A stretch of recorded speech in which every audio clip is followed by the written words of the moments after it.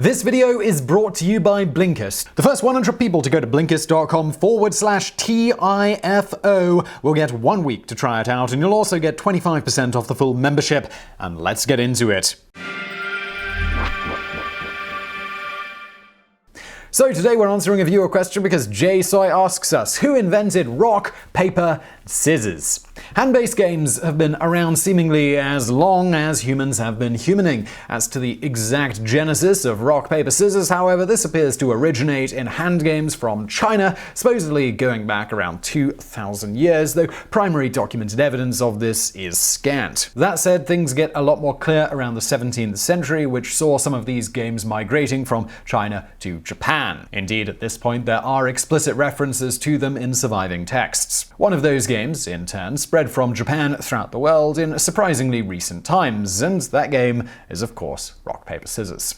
As noted in the early going, there were a myriad of these hand games using a series of hand gestures, sometimes even using various chants. As for the many three-hand gesture variants, these are called the sansumiken. An example of one variant of this, we have the Japanese mushiken, which instead of using rock, paper, and scissors, used hand gestures representing a frog, a slug, and a snake.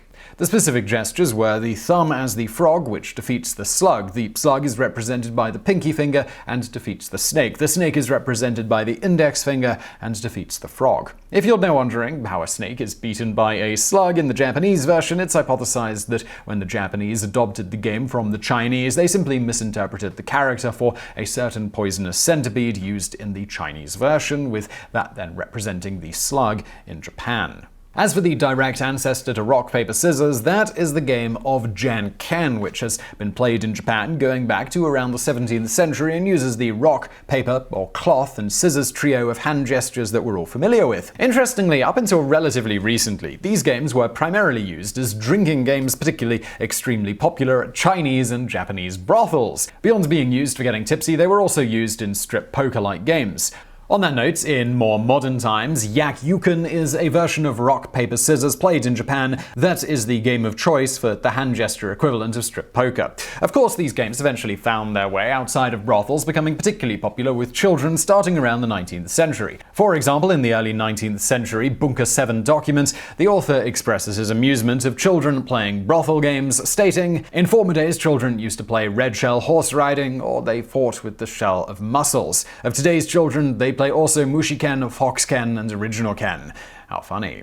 As to how it then spread the world over, this wouldn't actually happen until much more recent history. Based on documented accounts, this seemingly happened between the 1920s and 1950s. For example, some of the earliest references of the game outside of Japan include one account in France in 1927, where it was called Chi Fu Mi, or another in Britain in 1924, where it was called Jot, and yet another in a 1933 edition of the Compton's Pictured Encyclopedia. In all cases, it was explained that the game was played originally in Japan. The respective authors then described the rules and how it's played. As to why this particular hand gesture game caught on in the wider world when so many others did not, it's speculated that it's because it is one of the simplest to understand and play, as well as that it makes a very effective and very seemingly random way to settle a dispute or decide something between two individuals. Fast forwarding to today, the game has even become a competitive sport with various organizations formed in different countries. For example, in 2002, the brothers Walker formed the World RPS Society and formalized the rules of international competition. They held the Rock, Paper, Scissors World Championships in Toronto every year from 2003 to 2009, which was even televised on Fox Sport Net at one point. The co-author of this very article, Matt Blitz, even competed in said tournament from 2003 to 2005, including finishing in the top 64 in the world in 2005 after valiantly suppressing a robot uprising when he squared off against a rock, paper, scissors playing robot and soundly crushed it. He also defeated an exceptionally inebriated human female. At this point, you might be wondering about ways in which to improve your odds of winning rock, paper, scissors. To begin with, statistically, men are a few percentage points more likely to start with rock, while women are similarly slightly more likely to start with scissors. To attempt to ensure this tendency will be followed, one strategy is not to give the person any time to think. You simply challenge them to the game to decide something and start pumping your fist to get them to join in, and hope the slight natural tendency will kick in. To improve your odds even further, make it a best of 3 or best of 5. From there, we move on to a study by Zhijiang Wang and co., cycle frequency in standard rock, paper, scissors games, evidence from experimental economics done at Zhejiang University using 72 students playing 300 rounds of rock, paper, scissors. It turns out that while overall what a person ended up picking seemed completely random based on the overall throws, which were essentially evenly distributed in the large sample size, when looking closely there are actually very clear patterns. If someone wins, they are more likely to make the same choice the next time. If they lose, however, they are likely to choose the next item in the sequence from the one they just lost with. So if one loses with rock, they are likely to choose paper the next time. If they lose with paper, though, they are more likely to throw scissors the next time, thus they are picking the next thing that they just lost to. Further, players who repeat the same sign twice are extremely unlikely to throw the same sign a third time, allowing you to improve your odds slightly by ruling that one out as something they'll pick in most cases. Thus, if they throw scissors twice, your next throw should be paper, as they are likely to choose either paper or rock, improving your odds of a tie or a win. Thus, assuming your opponent does not know any of this, the larger the sample size you play with, the more likely you are to win overall if you employ these tricks. Moving on from playing the odds, if you have fast reflexes, a rather shady way to improve odds is to watch how the final hand drop is going. It turns out most amateurs, which is basically everyone, will start to move their fingers, if not choosing rock, almost immediately upon the final descent of the hand. It's a rookie mistake. In this case, if the thumb of your opponent is held tucked and the fist is showing no signs of unclenching halfway down the pump, this usually implies rock or a more seasoned player. If there is any movement of the fingers as the fist starts to go down, it's going to be scissors or paper. From here, if you're not fast enough to register exact finger movements and then mentally process that, you should always go with scissors to ensure either a tie or a win. Both to help guard against someone employing this strategy against you and to keep yourself in a more easily changed position without being too obvious, you should always default in your mind to rock and then only change at the last possible second based on what you're seeing from your opponent.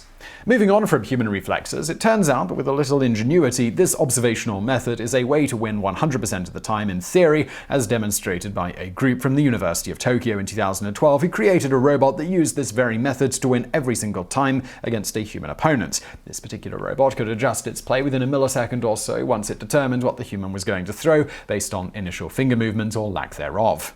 Thus, for a person really serious about their rock, paper, scissors play who doesn't mind cheating, all you need to do is write a bit of software paired with a reasonably high-speed camera and a Bluetooth earpiece in your ear. Victory every single time, and well, we're pretty sure there's $1 million app in there somewhere. Another popular method used in tournament play particularly is to attempt to throw your opponents off by telling them what you're going to throw before you throw it, or alternatively shouting one of the three directly before they show their hand. It's not really clear how much this actually helps, as we could find no hard data to back up its efficacy, but many a tournament player does it anyway. If nothing else, it makes the game just a little bit more interesting. Finally, if playing an opponent who knows all the tricks and you don't feel like using the slightly cheating method of reacting to hand movement, it's generally advisable to pick completely randomly and evenly distribute your choice over a large sample size to 1/3 of each. However, as it's not technically possible for a human to reliably do this, some tournament players will simply use a bit of software to randomly pick an evenly distributed sequence for them and then memorize and use that when competing. That said, looking at the wider body of pro players at tournaments, according to an analysis by the World RPS Society, in their tournament play, they observed rock being played 35.4% of the time, paper 35% of the time, and scissors 29.6% of the time. As to why tournament players seem to strongly favor rock and paper, this isn't clear, although it is noted that most tournament players are male, and males are more likely in general to go with rock. On the other side, more research players that know this may try countering with slightly greater instances of paper to beat an aggressive rock opponent. And speaking of research, have you ever found that you don't really have time to read all the books you'd like to read? Well, that's a coincidence, because today's sponsor is Blinkist, and I want to tell you about them before we get into the bonus facts today. Look, it's not always easy to find the time to sit down and read all the books you want. I'm certainly in that position. I'm a pretty busy dude, so I understand it, and I definitely don't read as much as I used to or as much as I would like to. But good news, I have Blinkist, which is this app you can download onto your phone, and basically they've got 15-minute summaries of all of the best non-fiction books, and you can either read or listen to them. Me personally, I listen 90% of the time because it's just easier. When I'm going to work or doing mindless stuff around the house, I'll often pop in a little Blinkist 15 minutes. Now, 8 million people are currently using Blinkist to get the best insights and need-to-know information from thousands of books. They've got self-help to business to health, whatever you're into, it's on there. Personally, I've recently been, you probably can't see this great, so I'll do some B-roll, but I've been looking at, this is a great book I read years ago, 7 Habits of Highly Effective People by Stephen Covey, or Covey, not sure how to pronounce it. It's great. Then I've also got a couple of others I haven't actually listened to yet, but I've still got in my queue, Super Thinking by Gabriel Weinberg, and also Shoot for the Moon by James Donovan. So looking forward to giving those a bit of a listen, or maybe a read if I'm feeling a bit different. But yeah, this is Blinkist. Definitely check out. My recommendation would be the 7 Habits. The first 100 people to go to Blinkist.com/TIFO, also a link below, will get a week for free. Again, a 7-day free trial. Cancel at any time at Blinkist.com/TIFO. And let's get into that bonus fact. In America, another name for rock, paper, scissors is Roshambo. So how did it get this name? The commonly held story is that it's from a French general by the name of Jean-Baptiste Donatien de Vimeur de Rochambeau, who came to the colonies to assist the Americans in gaining their independence from the British in the Revolutionary War. It's commonly stated that Rochambeau introduced the game to the new nation while he was in America, but the timetables just don't really line up here. So while widely touted as an explanation, it is likely a myth. Historian John Busher from the University of Virginia notes that the first published reference to the game in the United States comes from a 1932 New York Times article about Tokyo's rush hour and a game played during commuting. In the article, the rules to the game are described in detail, again lending to the idea that it was still pretty new in the United States at this point. Fast forwarding 3 years, in 1935, the Handbook for Recreation Leaders, compiled by Ella Gardner, was published by the Children's Bureau. Gardner was considered the government's child recreation expert. In the book, the game Roshambo is described as such for the first known time under that name. Noteworthy here is that at the time, the Children's Bureau was located a mere block away from the statue of Count Rochambeau, which was erected in 1902 in Lafayette Square in Washington, D.C., and had recently been the focus of the 1931 sesquicentennial celebration of the Yorktown surrender. In the original Japanese version, it is common to say "Jan Ken Pon" as you pump your fist up and down. Thus, Professor Busher hypothesizes that Gardner, or someone else involved in the government-created book, got the idea to switch the Japanese to something with a bit of American patriotism, substituting Jan Ken Pon to Rochambeau. It's also noteworthy here that this particular publication was read by many teachers, parents, and the like throughout the nation, perhaps spreading this name in the process during a time when it would have been the first instance of most in America ever encountering rock, paper, scissors. So I really hope you found that video interesting. If you did, please do hit that thumbs up button below, and don't forget to subscribe. We've got brand new videos just like this every day of the week. Please do check out our fantastic sponsor as well. That's Blinkist. You can find a link to them below. And as always, thank you for watching.